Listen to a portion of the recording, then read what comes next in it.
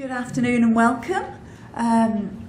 Obviously August, we've got a few of our colleagues on annual leave, so thank you to those that have made the time to come and join us. If we can check in with Marie Claire and colleagues over at Telford. Thank you, Carla. Are they all good? Hello. Yeah, welcome everybody. Okay, so my name is Cathy Smith. I'm Kaizen Promotion Office Lead here at SAP, and Kaizen is a Japanese word with an origin meaning change for the better, often translated into continuous improvement. And of course, with the implementation of our transforming care methodology, that's what we're trying to do. Continually make small incremental changes that will make the care of our patients better and reduce some of the burden of work on you and fellow colleagues. So taking those small steps to a better place together. So the KPO team has the responsibility for implementing, training and supporting all of you with using the Transforming Care production system. But we're not doing that alone. You'll remember that we're doing that with our partners in 4 other trusts and with the guidance of the Virginia Mason Institute. And I'm absolutely delighted this afternoon that we've got Marlon Bourbon with us, who's a transformational sensei from Virginia Mason, and he's been here all week, and we've had just a fantastic week meeting many of you, Lean for Leaders. We haven't stopped since Monday morning well, we haven't stopped yet. I think we finish at 5 o'clock this afternoon, meeting with you and discussing the work that you're doing to make care better and how we can help make the tools work better with practice. So we've had an absolutely great week. So you'll be aware now that we've got 4 active value streams: respiratory discharge, sepsis, recruitment and ophthalmology outpatients, which you're going to hear excitingly about another RPIW outcomes in a moment or two. But again, we've moved forward another step, and Simon launched with the team the 5th value stream, which is patient safety. So as a patient, what happens when on my behalf you put in that alert system, the Datex, through to the point where I know there's been learning, I've had the outcome back to me, and as a staff member I've also been told of what that learning is, and I've had that feedback, and we can then share that improvement with the trust. So that's a value stream which is going to be, it's been launched. The Sponsor Development Day will be in September, and so many of you will get an invite to that, and that's a really exciting piece of work that we're doing next. So I think at this point I'm going to hand over to Richard and this week's RPIW before you hear the outcomes and the progress from one of the respiratory RPIWs from Mandy, who will be over at Telford. And then we'll conclude the day following Marlon's comments with Simon's reflections. Okay, thank you, Cathy. So, good afternoon. I'm Richard Stevens, KPO Specialist, and I've been the workshop lead for this RPIW, which has been focusing on clinic preparation. The tack time, the cycle time for this is going to be 15 minutes, and the boundaries for this RPIW was from when a clinic list is printed to when a patient notes are prepared and ready to be transferred to the clinic. We've been fortunate enough to gather a great mix of talent within the Trust who've worked extremely hard this week to improve the process. So I'm now going to hand you over to the team who will tell you their story. Hello, I'm Louise Brennan. I'm a Kaizen Promotion Office Specialist and I was team lead for this RPIW. The target progress report details 8 baseline metrics for the RPIW. The number of steps taken by clinic prep staff to gather notes to prep the clinic is 126 steps, and the target is to reduce this to 60 steps. The current state lead time from printing the clinic list to placing the prep notes into the transfer trolley takes 10 hours 35 minutes. The target set by our sponsor Andy Els is to reduce this to 1 hour 45. The time to complete the prep of a clinic list is 40 minutes with a target of 20 minutes.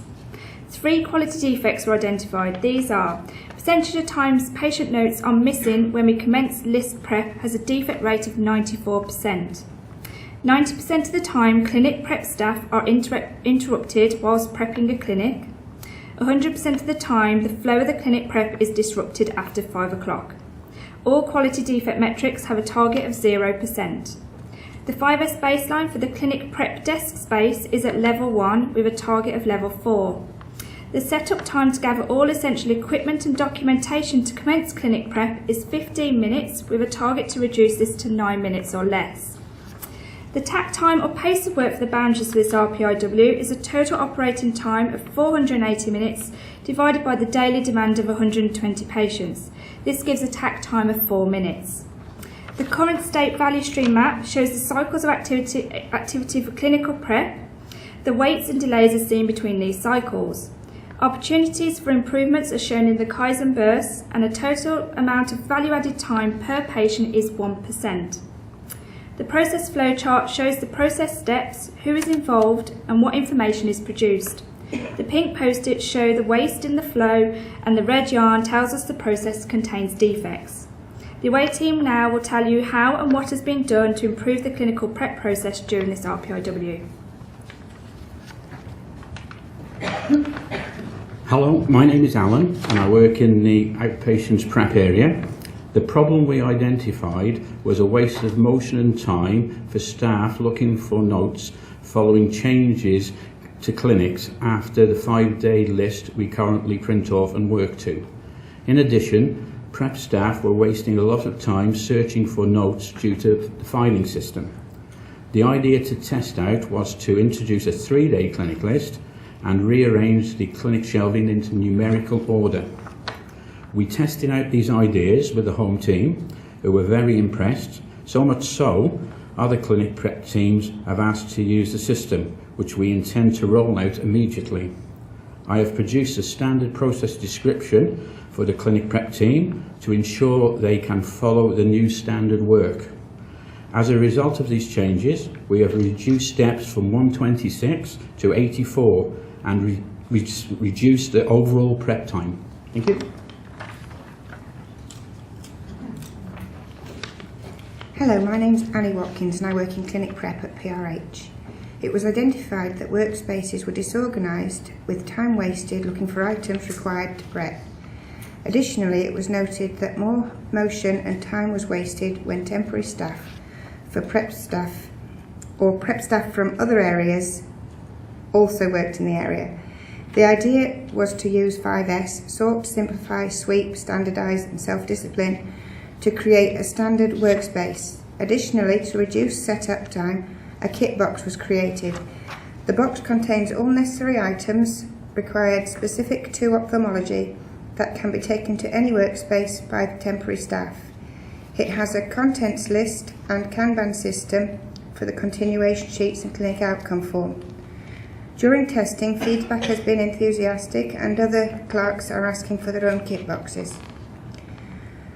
As a result of the kit box setup, time has reduced from 15 minutes to 2 minutes and the desktop area has gone from level 1 to level 2. Having completed this work, we are pleased that a planned move of prep has been stopped for now. Our staff can input their ideas into developing a more productive workspace. Thank you. Hello, my name is Ewan. I'm a consultant in the eye department. My problem was the 4 minutes taken to find each referral letter when prepping notes. The ophthalmology referrals alone filled 37 folders and 3 baskets. 74% of referrals were duplicates or otherwise redundant. The idea to fix this problem, and some others not within the RPIW, was to keep the referrals in electronic form until the notes are prepped. I've tested using email to forward the referral from the booking office, scanning in paper referrals if needed. The booking team emails the referral to the consultant who completes an electronic grading form and returns it for processing. Bookings put the entire referral and the grading form onto Secretary's workstation. Clinic prep prints off the referral when it's needed. This reduces the time taken to find referrals by 75%. There's no paper to get lost and an audit trail is created. There's still work to be done in refining the electronic referral form. We plan to implement this over the next 30 days and continue to PDSA. Hello, my name is Shirley and I'm an ophthalmology secretary. The problem we identified was that clinic prep teams spent a lot of time re-requesting notes from the secretaries, resulting in a waste of motion, over-processing and time. The idea was to use the patient document tracker on Semi-Helix to alert the secretary that a set of notes is required by clinic prep as a pull system to ensure notes are delivered in time. We have worked with the PAS team, who have been extremely helpful at short notice in advising how we can test this out. Unfortunately, the time scale has not enabled us to test live, but simulation and feedback from the secretaries and clinic prep staff has been very positive. A medical secretary has been identified who will receive training from the PAS team to test it out over the next 30 days. I have produced a standard process description for the clinic prep team and the medical secretaries to adopt the standard work. Hello, my name is Karen and I'm the Leadership and OD Lead for the Trust. The problem we identified was around missing notes and the number of people wasting motion time and processing in searching for the notes. The idea was to focus resources more effectively to find the notes, define how notes are missing and introduce standard work to escalate. We tested out a visual control with missing or unavailable notes code with both clinic prep and the iClinic, and feedback was supportive. In conjunction with the coordinator role, we developed a visual board to monitor the status of the unavailable notes and standard work to escalate and ensure that notes were available for clinic. Following these changes, the iClinic is now aware of the status of the notes that are unavailable, and the visual board enables the coordinator to prioritise tasks. The initial results have been fabulous, with a reduction in unavailable notes for clinic and a more robust process in place. Thank you. Hi, I'm Lucy and I'm a booking officer for Ophthalmology. The problem we identified was the staff member responsible for transporting the trolley of notes to clinic was not aware when it was ready. This resulted in having to interrupt staff on several occasions to ask if it's ready. This often meant there was a wait time of 4 hours. The idea was to use a visual control to clearly signal when a trolley of notes is completed and ready for transportation to clinic. Using a simple tick and a cross with clinic number, date and time, the cross identifies that the trolley is in use and still being prepped. Once completed, the card is turned over to the tick to signal it's ready to go to clinic. Standard work has been produced, and following PDSA, it has resulted in 0 interruptions for staff, and yesterday we saw a significant reduction in time from when a trolley is complete and the tick is used to when the trolley departs clinic prep area from 4 hours to 4 minutes. Hello, my name is Jo. I'm a healthcare assistant from the iClinic. The problem we identified was a 90% defect rate in interruptions throughout the day, preventing the team completing their work to tack time. Interruptions included phone calls and emails. The idea was to establish an inquiry role by producing the team a specific email and portable phone with a dedicated number. By identifying a member of staff to check the email and answer the phone, it freed up other members of staff to concentrate on their prep. We have provided instructions for all areas who are known to contact clinic prep, including booking office, medical secretaries and coordinators. Additionally, we have provided small cards to be attached to computer screens with contact details. We PDSA'd the members of staff, resulting in 0 interruptions for other staff members. Feedback from other areas has also been very encouraging, as they always get the right person that can answer their query in a timely manner. Hello, my name is Anita and I work in clinic prep, looking after gynae and neurology. The problem we identified was staff being regularly interrupted with inquiries for letters, emails and a waste of motion searching for notes. The idea was to develop a coordinator role to deal with requests for notes and relieve those prepping clinics by searching for missing notes. Additionally, we are testing out a production board to understand our demand, staffing and allocation of tasks. We received very positive feedback during various PDSA cycles, and key prep staff are able to concentrate on the task with no interruptions. Standard work has been developed and will be tested over the next 30 days. Initial results have been very positive, with a great reduction in prep time. Hello, my name is Mel Walkis. I work in clinic prep and I am the process owner for this RPIW. The value stream map shows that the improvements made during this RPIW have addressed a lot of the Kaizen bursts. The introduction of visual controls, standard work and removing waste from the process means that patient notes can be prepped in 2.5 hours, a massive 77% reduction on the lead time. The future state process flow chart shows waits and delays in the process have been reduced and that waste has been removed for each of the process steps. The home team this week have been such a great support in making this happen. The home team appreciated being asked for their ideas and liked seeing team members they work with making the changes. As process owner, over the next 30 days, I will complete the items on the newspaper and continue to PDSA the improvements. I look forward to sharing the results with you over the next few months.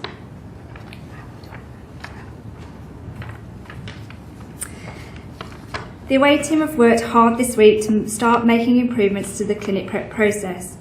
The targets set were challenging but provided focus for the team to be innovative.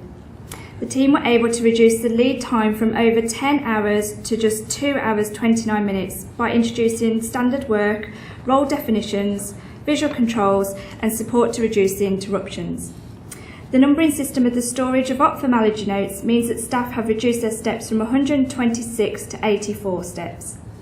The introduction of the 3-day pulling list has helped reduce the defect of missing notes when prepping to 50%, and 1 trolley this week went to clinic without any notes missing. The new phone line and email system and rotation of the inquiry desk duties meant that clinic prep could continue without any disruptions. The workflow after 5 p.m. is to be tested over the next month with the introduction of standard work. The clinic desk prep space, 5S level, is now at level 2, and the introduction of the kit box has reduced the setup time by 86%. The metrics for an RPIW provide guidance and focus. They help the team identify if their ideas are the right improvements to make. The one thing that is not a metric is the engagement and morale of staff in the clinic prep team. The team during the planning of this RPIW stated that they didn't feel valued as members of our organisation and felt looked down upon. The Transforming Care production system is not just a set of tools to make change, but also a method to engage and empower staff. The team yesterday, when asked how they feel about the RPIW, fed back what a positive experience it's been for them and how much they appreciate being made part of the process. This, for me, is the true measure of a success of an RPIW. So this week again has demonstrated the importance of having the right people available for the week to enable them to devote time to unpick our processes so we ensure we do the best for our patients and our staff. What we've really learned this week is the power of the process to engage staff and inspire those that feel they've not been heard for some time. Leadership should inspire that passion that already exists but needs to be teased out to enable that positive change. We've seen a marked turnaround this week with a highly motivated and engaged home team who, despite being very short-staffed with a heavy workload, have been exceptional and inspirational in providing feedback and willingness to test out ideas. I'd like to conclude with some thank yous, in particular Louise as team leader for keeping the team on track during a very busy week. Our sponsor Andy for some very challenging set of targets, but as Louise has already said, really kept the team focused on trying to reduce those targets the best they could. Mel, our process owner, for her tenacity throughout the week, Carl and Yvonne for their support in facilitating, and also already mentioned, but Marlon, who's come over from Virginia Mason Institute, for his input and his coaching throughout the week. And as you can see from the slide behind me, a list of many others that have, when called upon, to break down any barriers, provide that guidance at very short notice and help out test out ideas. Again, that's been really great for this week. Thank you. Okay, so I'd now like to invite Andy to come up to say a few words.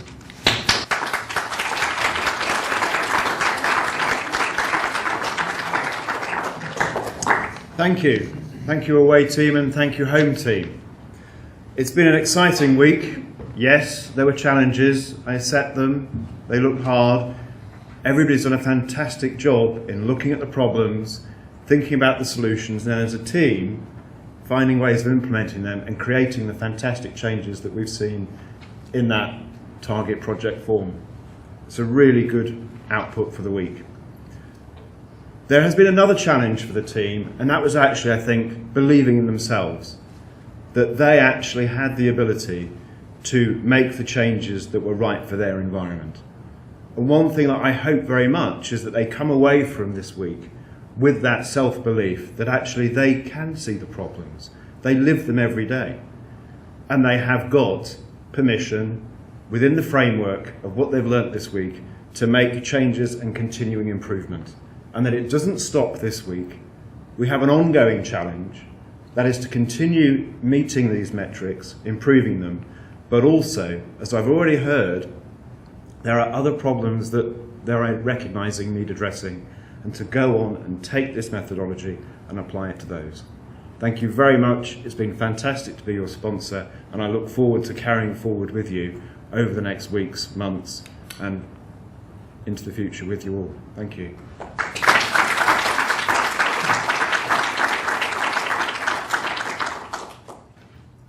Follow that.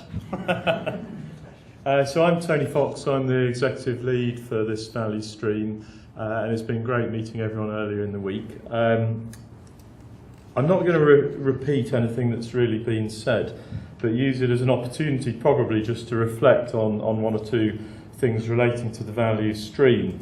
The first of those is that I think we probably set precedents with the first two RPIWs in having patients and their guide dogs on the two RPIWs. But this is a much more organisational process, and it was really just to reassure everyone in the room that we did have a big think and a big discussion about incorporating patients onto this week, but we felt for this one that this was probably the right decision in terms of where we were working. I hope everyone agrees, but I have no doubt with RPIW4 we'll be back where we started off with that. I think that what is great about this is that organisationally our paths don't always cross. There are huge swathes of people in the organisation who I certainly don't know, and there'll be everyone in the room here will look around the room and think, well, I've never met them before. And so these processes, they're great, aren't they? They're good socially, they're good professionally, it gives us a much better understanding of who we are. And more importantly, I think, and I heard a comment from Karen before, about half an hour or so ago, was that it makes us realise what we've got within the organisation. There are many, many people with experience in lean work, smarter ways of working. And it's just such a massive untapped resource. So I think that's something that I would certainly take away. I think just the other thing that I would like to bring up is that it's been mentioned actually 2 or 3 times during the week, is about electronic patient records. And we all know how many billions have been spent on electronic patient records, and we're still not quite there. But ophthalmology may be one of those areas where we may be able to progress things. You look at Medisoft and other things. But it's a long way off, but it is right to explore it. But what we should do is stick to the methodology of the programme and look at the scope of the RPIWs and work with that.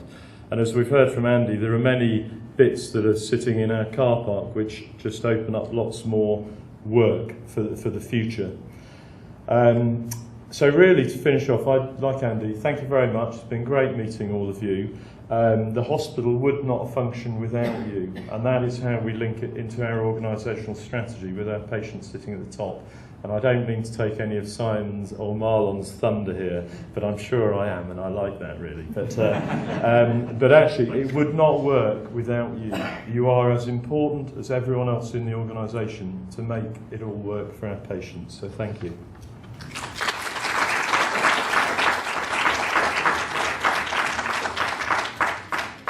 Hi, I'm Amanda Taylor. I'm Head of Physiotherapy and Inpatient Manager, but I'm also delighted to be the sponsor for RPIW 5 of Value Stream 1, which is the respiratory value stream. Unfortunately, Claire Wesley, who is the process owner, was unable to be here because she's working a night shift, but I'm just representing them all. The 90-day report out is, I'm glad to see that I'm not the only sponsor that sets difficult challenges, so it's good to see Andy setting some difficult challenges there. I set some really, really strong challenge, and I'm delighted that within 60 days we've achieved a lot of the targets that have been set, but at 90 days that those targets are being maintained with a slight little bit of slippage which would be expected within testing the system. So we've decided to extend it to 120 and 150 day remeasures just to ensure the excellent work that the team have been putting forward will continue. The team have been brilliant. They've been through some really difficult times, and without the leadership of Claire, who, as I say, can't be here, I don't think we would be where we are. So I can only heartedly say that one of my celebrations is the work and dedication and the passion that that team have to deliver the best care for patients. My sponsor role, I normally do a little bit of a secret shopper, so I'll do my little secret shopper. So far this year, since the RPIW in April, we have saved 169 hours of wasted time to be redirected into patient care. If you extend that over the year and look at it in days of whole-time equivalent, we will be saving consistently 122 days of our patients' time in reducing the waste from the system. And this is the value of looking, inch wide, mile deep, to get the best care for our patients and to empower our staff to deliver the best they can. Thank you.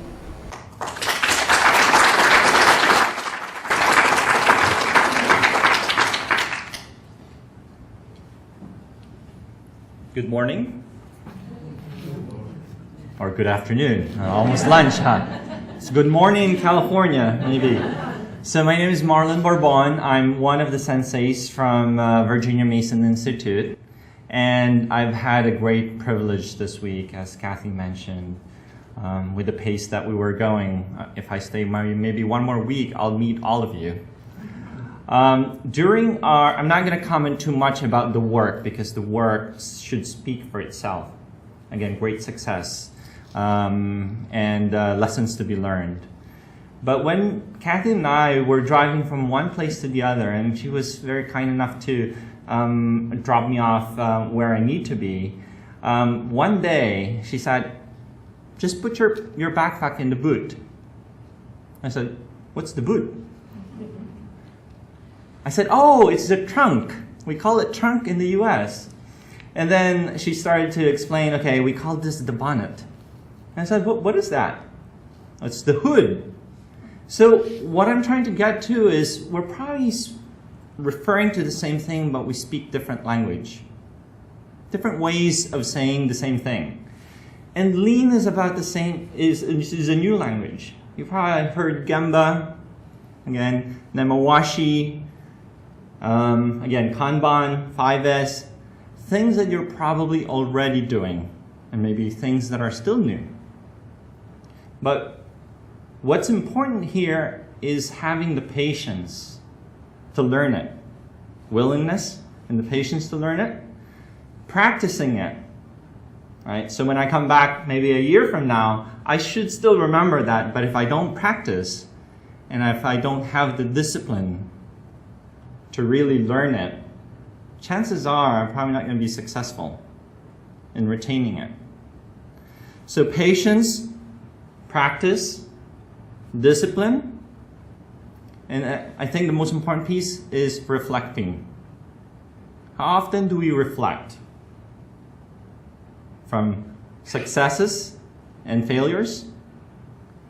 It's an important piece, so we should be celebrating failures as much as successes.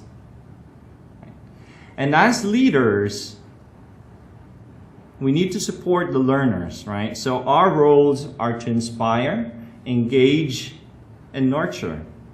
We talked about Nemawashi the other day. It's pretty much preparing the soil for any change. And that's an important piece for all of us. We're leaders in our own different ways to really embed in what we're doing. So again, thank you for the warm welcome and then the privilege to be working with all of you.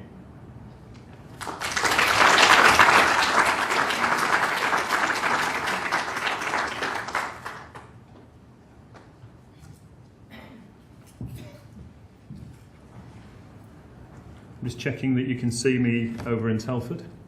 If you can wave your hands so I can see. Yeah, excellent. Okay, thank you. Wow, where to start? So before I make a few comments on the fantastic learning that we've seen this week and the outcomes, and I'm so pleased for you all. I know how difficult it's been, the journey this week, to get to where you've got to. So before I do that, though, I just wanted to set a scene a little bit. So those of you that work in our outpatient service probably know and feel this, but those that are a little further away from it may not. So outpatients is the area of our hospital that sees the most patients every year. We see over 500,000 patients through our outpatients service. So when we talk about wanting to deliver the safest and kindest care, when we talk about the advice that we can give to our population to improve its health, the opportunity that outpatient brings for us is a significant one. And yet, what we heard earlier today in the report out was the fact that some of the important team members don't feel that their work is being recognised as having value. Well, I hope that by the end of this week you feel a little better about that, and I think it's the responsibility of people like me to make sure that as we move through this together, when we revisit that conversation in the weeks and months ahead, you can say that you do feel recognised for the work that you do, and that we are respecting that work, and that's an important principle that we must be adhering to. So let me talk to a few of the bits that I've heard. So some fantastic things have come out, haven't they? Going from 10.5 hours to do the prep time down to 2.5. Well, I mean, that's a huge amount of time that's saved. And if any of you have the chance to go and see the prep area, and I have promised and I will be coming and spending some time with the team there, you know, it's not a great environment, is it, to be fair for you all, that you're working in. And there are lots and lots of case notes. You know, you're working in a difficult environment, but doing such an important job. So to hear things like that improvement and knowing that that will have an impact on your working lives is really important, because your welfare is as important to us as anything. So that's one thing. The other thing is some of the ideas. Kit boxes is a great idea. I can imagine that there'll be lots of other clinic prep teams that will be wanting to pick up those ideas and roll those out. I made a little note to myself. It made me smile. Shirley, you're a great artist. I love the artwork on there. So it just made me smile. I thought I'll have to mention that. The other thing is that having worked in the NHS for many years, the plague that is missing case notes seems to exist in every hospital. And if you've ever been in an outpatient clinic with the consultants and the nursing team as they're supporting the patients, when you're sat in front of a patient and you don't have the information at hand to be able to answer the questions, you know, it's an extremely frustrating position to be in as a professional. But if you're the patient, you know, and you've travelled maybe 40, 50 miles to come with your set of questions that you're desperate to have answers to, for that not to be able to be answered is a really strong area of weakness for us that we've got to be able to improve on. So seeing that we're able to halve the amount of missing case notes is fantastic. And of course our ambition has to be to remove the risk that any patient sitting in front of any of our clinical staff doesn't have their notes available for those decisions and those answers to be able to be progressed.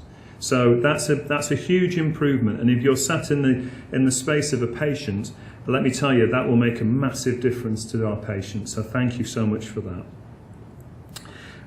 I wanted to make reference. We've seen a few of these things with a couple of the other work streams that have happened in ophthalmology around ticks. We saw them on the clinic doors. I think in Value Stream 2, was it, Tony? I think was it? Yes. You think it was 2. So the idea of the ticks and the crosses on the trolleys is a really simple idea, but a great idea. And I have to say, what this process continuously reminds me of is that there are so many small changes that can seem so obvious when you introduce them, but of course we're not doing them, are we? They're not everywhere in our organisation. So what this shows me is that this is the right approach to actually liberate those ideas and get them out into practice. And you've shown some fantastic examples, which I'm sure will spread rapidly through our organisation. Finally, in terms of this, I wanted to pick up on the point that sort of I started with, really, which Louise touched on, which is morale. It's very hard working in the NHS at the moment. We all recognise how busy you all are. You know, we have a lot of patients who need our care, and we are that supporting line that we need to be able to make sure we're there for them, for your friends and family and mine when they need our care in our hospitals. And in doing that, we have to make sure that we're recognising and respecting the 6,000 people that work in our organisation, delivering fantastic care with energy and passion every day. So hearing it myself when I went down and met with the teams, the concerns that they have about how they're feeling about the job and the role that they do is something that we've really got to take to our heart. So I'm really delighted to hear that we've been able to make some progress. I have committed to come and spend time with you, and I will. And it's important that we continue to challenge those sorts of aspects throughout our organisation. There is nobody who works in this organisation who is only A. There is no one. All 6,000 people that work within SATH have an important role to play in the care that we give to our patients, every single one, and nobody is more important than the other. So that's a really important message for us to all hang on to as we leave today. So thank you all so much for your hard work and success this week. You've done incredibly well. You know, the results are absolutely stunning. So I'm absolutely delighted. So I'm just going to give you another round of applause for that. Thank you so much. Just before I let you push me off the podium, Kathy, the hook's going to come in a second. I didn't want to go, Amanda, without recognising the work that's happening across respiratory. And I bumped into Debbie earlier in the week, and Debbie was absolutely filled with pride, talking about the outcomes of the respiratory wards and the successes that you guys are having in terms of getting our patients home. And I think we all recognise the importance of this, that whenever we find ourselves or our family in hospital, the thing that we want more than anything, of course, is to go home. And all of the work that we're doing around delivering that care and that treatment and that intervention is designed to try and get you home safely and as quickly as we can. And there's been some fabulous work in showing how that's happening in respiratory. And I'd really want to celebrate the fact that we talk about what's one of the things that's the biggest barrier in terms of how we progress this great challenge that's ahead of the NHS, and it's creating time for you all to be able to spend more of it with our patients and on improving the care that they can receive. And what we heard from Amanda and the team is that nearly 170 hours of time has been able to be released back into care, direct care, and that by the time we finish the year, it'll be 122 days. Now, you imagine if we could do that across the 400 departments, wards and clinical environments and corporate environments that we have in our organisation, how powerful that would be. That's the journey that we're on. Thank you very much.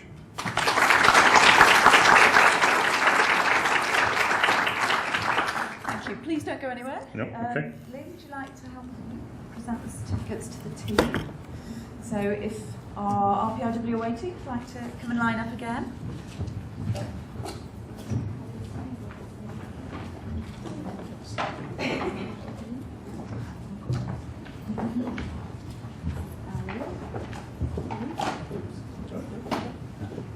Thank you.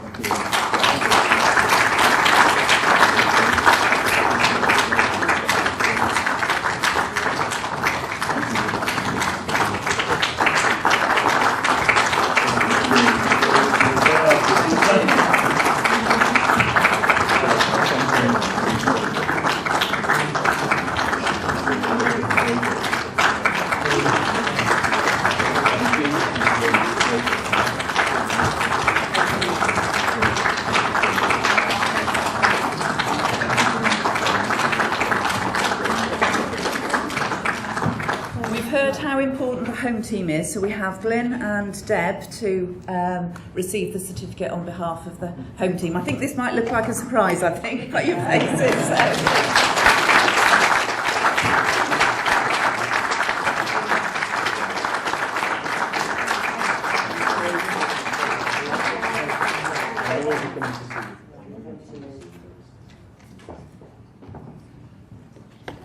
So I think that's it. All it leaves me to say is thank you so much. Have a lovely weekend.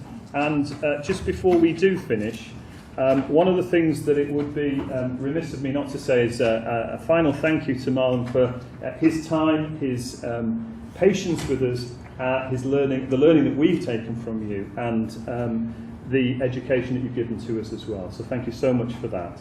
And I know that people will be aware as we go through the next few days, the stuff that will be appearing in the newspapers around what's happening with the decision last night around going into public consultation. So I wanted to just briefly mention that I think this is a positive step for us now as a community in order for us to go forward around what we need to do to revitalise our two hospitals. And I hope you'll all be able to see that we're moving in a positive way towards a service that really allows us to give you the state-of-the-art facilities that you need to be able to deliver the care through these improvements that our patients deserve. So have a lovely weekend, everyone. Thank you.